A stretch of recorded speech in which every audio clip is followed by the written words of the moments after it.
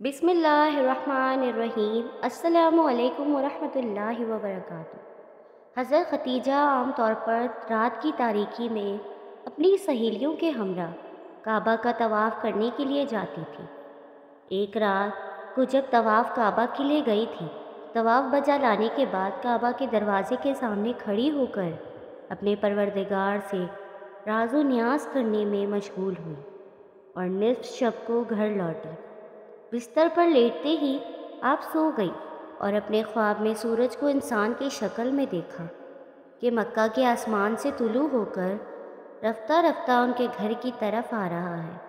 जब सूरज उनके घर में पहुंचा तो वहां पर रुक कर उसने तमाम दुनिया में नूर फैला दिया और लोग चौक दर चौक इस सूरज को देखने के लिए उनके घर आ रहे थे। आप बेदार हुई तो दोबारा नींद ही ना आई, क्योंकि आप जानती थी कि ये कोई आम ख्वाब नहीं है। सुबह और सूरज तुलू होने के बाद वो फ़ौरन अपने चचीरे भाई वर्का बिन नौफल के घर गई और जो कुछ ख्वाब में देखा था उसे मनोअन उनके सामने बयान किया। जो ही उनकी बात ख़त्म हुई, वर्का बिन नौफल के चेहरे पर एक खूबसूरत मुस्कुराहट रोनुमा हुई और उन्होंने हज़रत ख़तीजा से मुखातिब होकर कहा, मुबारक हो तुम पर, ए मेरे चचाज़ाद बहन। अगर तुम्हारा ख्वाब सादिक हुआ तो नूर नबूवत तुम्हारे घर आएगा और तुम्हारे घर का नूर तमाम आलम को मुनव्वर कर देगा। नाजरीन गिरामी, हज़रत ख़तीजा के चचेरे भाई वर्का बिन नौफल बिन असद अपने ज़माने में जज़ीरतुल अरब के एक मशहूर दानश्वर और खुदा परस्त राहिब थे। उनको आसमानी किताबों के बारे में काफ़ी इल्म था और अरबिस्तान में दौरान जाहिलियत के 4 मशहूर आबदों में से एक शुमार होते थे।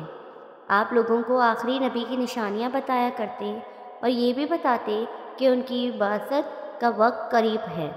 हज़रत ख़तीजा गहरी सोच में पड़ गई कि नूर नबूवत कैसे उनके घर में आएगा और उनका घर कैसे तमाम दुनिया के लिए नूर का मरकज़ बनेगा। हज़रत ख़तीजा एक मुद्दत तक इस ख्वाब के बारे में गौर व फिक्र में मशगूल थी और उसकी ताबीर का इंतज़ार कर रही थी।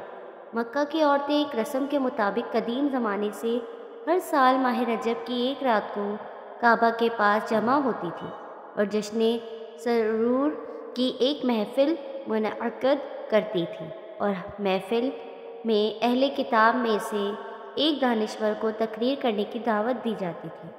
एक रात को ऐसी ही एक महफ़िल मुनअक़द हो रही थी। जब हज़रत ख़तीजा इस महफ़िल में पहुंची, उस वक्त एक यहूदी आलिम ने ताज़ा अपनी तकरीर शुरू की थी। उसकी उस तकरीर के दौरान अचानक हज़रत मोहम्मद सल्लल्लाहु अलैहि वसल्लम काबा के पास से गुज़रे। तकरीर करने वाले अहले किताब की नज़र जूँ ही अन हज़रत सल्लल्लाहु अलैहि वसल्लम पर पड़ी तो उसने अपनी तकरीर को रोक कर औरतों से यूँ खिताब किया, ए कुरैश की ख़वातीन, जो जवान अभी अभी काबे के पास से गुज़रा वो मुस्तक़बिल में पैगम्बर आखिरुल ज़मान होगा।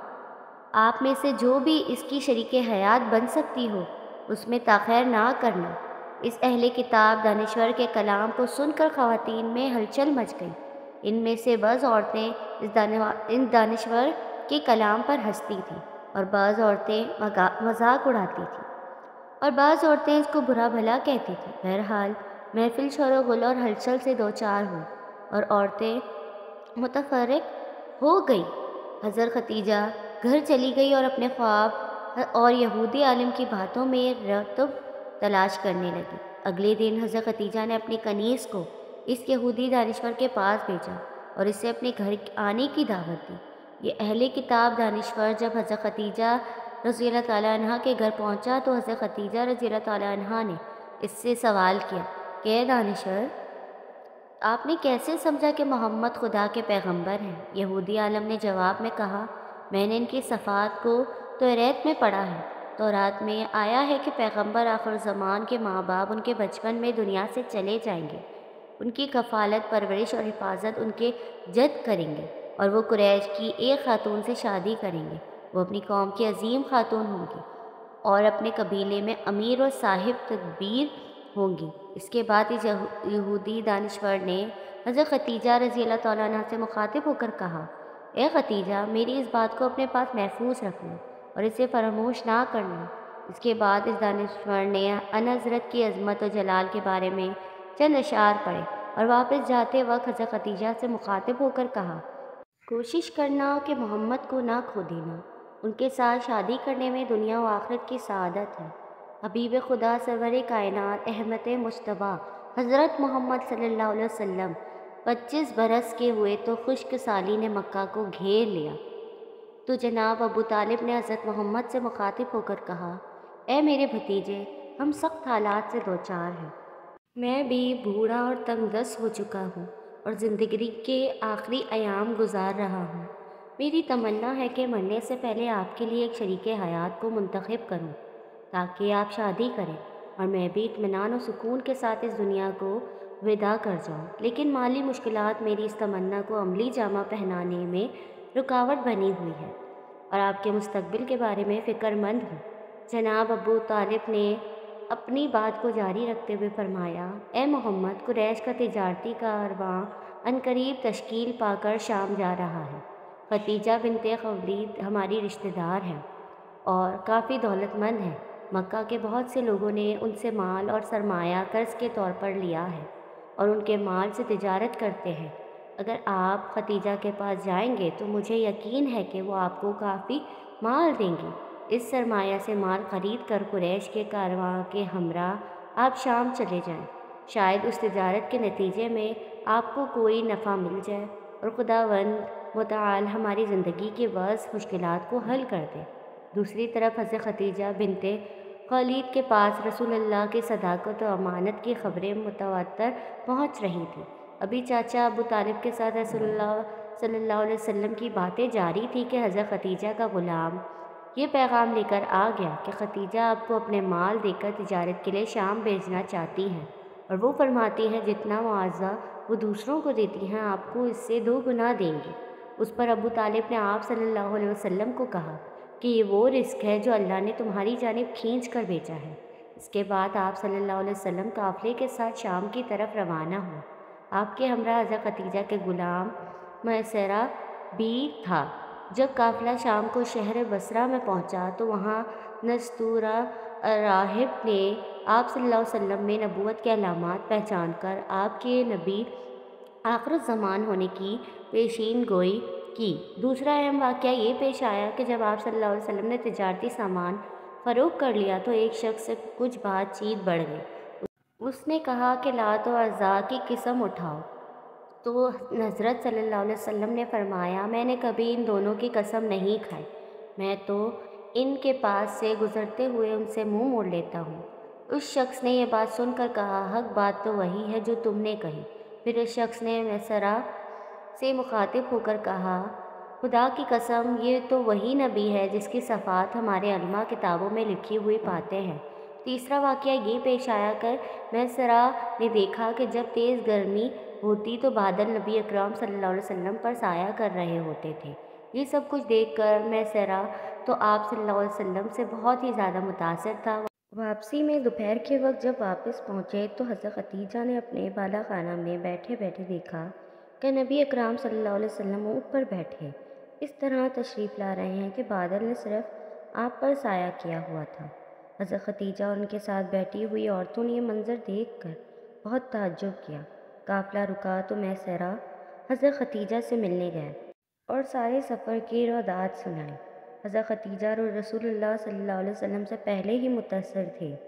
وہ سفر کے واقعات سن کر آپ صلی اللہ علیہ وسلم کی گرویدہ ہو گئی، بلکہ ان کا رسول اللہ کو تجارتی سفر پر بھیجنے کا مقصد بھی یہی تھا کہ کسی طرح حضور اکرم سے ملاقات ہو سکے۔ چنانچہ میسرہ کو کہا گیا کہ اب محمد صلی اللہ علیہ وسلم کو بھیجو تاکہ میں ان سے تجارت کا حساب لے سکوں۔ نبی رحمت جب حضرت ختیجہ کے سامنے آئے تو آپ کا روشن چہرہ دیکھ کر حضرت ختیجہ دنگ رہ گئی اور بے ہوشی کا عالم طاری ہو گیا۔ اسی دوران رسول اللہ صلی اللہ علیہ وسلم نے سارا حساب تجارت کیا اور واپس تشریف لے گئے۔ جب آپ صلی اللہ علیہ وسلم چلے گئے تو تب حضرت ختیجہ ہوش میں آئیں اور میسرہ سے پوچھ کر محمد صلی اللہ علیہ وسلم کدھر ہیں؟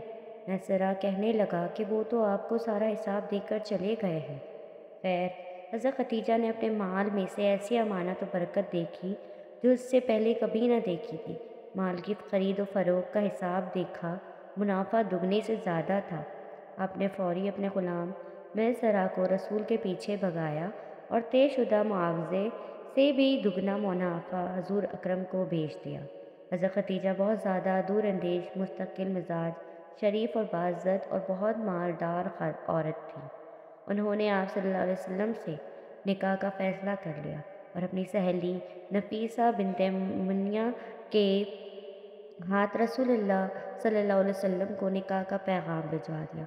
رسول اللہ صلی اللہ علیہ وسلم کے حضرت خدیجہ رضی اللہ تعالیٰ عنہ سے نکاح کے حوالے سے ایک پہلو ملحوظ رہنا چاہیے، جس سے حضرت خدیجہ سلام اللہ علیہ عنہا کی طہارت و نزاہت اور رسول اللہ صلی اللہ علیہ وسلم کے ساتھ نکاح میں رغبت کی وجہ اشکار ہو جاتی ہے۔ چنانچہ بعض روایات سے یہ بات معلوم ہوتی ہے کہ حضرت خدیجہ رضی اللہ تعالیٰ عنہ کے چچا زاد ورقہ بن نوفل، جو زمانہ جاہلیت میں ہی نصرانیت قبول کر چکے تھے، وہ عبرانی زبان بھی جانتے تھے اور انجیل عبرانی میں پڑھ کر اپنے اقربا کو اس کی روشنی میں وعظ و نصیحت بھی کرتے تھے اور ایک آخری نبی کے آنے کی بشارت بھی سناتے تھے۔ عمر کے اعتبار سے یہ بزرگ تھے اور حضرت خدیجہ رضی اللہ تعالیٰ عنہ ان کے نصائح سے اور سچے نبی کی بشارت بہت شوق اور رغبت سے سنتی تھی۔ نیز یہ بھی سنتی تھی کہ اس نبی عظیم الشان کی بعثت کا زمانہ قریب ہے، اور اس حوالے سے انہوں نے ورقہ بن نوفل سے کافی کچھ سن رکھا تھا۔ چنانچہ رسول اللہ صلی اللہ علیہ وسلم کی صداقت و دیانت اور دیگر صفات کمال کا ذکر سنا اور ورقہ بن نوفل کی بتلائی ہوئی بعض علامات نبوت آپ صلی اللہ علیہ وسلم میں پائی تو انہوں نے اپنے غلام میسرہ کے ساتھ رسول اللہ صلی اللہ علیہ وسلم کو مالی تجارت دے کر اسی لیے بھیجا کہ آپ صلی اللہ علیہ وسلم کی تجارتی و مالی معاملات اور سفر میں آپ صلی اللہ علیہ وسلم کے اخلاق و عادات کا مزید مشاہدہ کر سکے۔ آپ کو میری ویڈیو پسند آئی ہو تو لائک، کمنٹ اور شیئر کریں اور میرے چینل اسرا یوسف کو سبسکرائب کریں۔ جزاک اللہ۔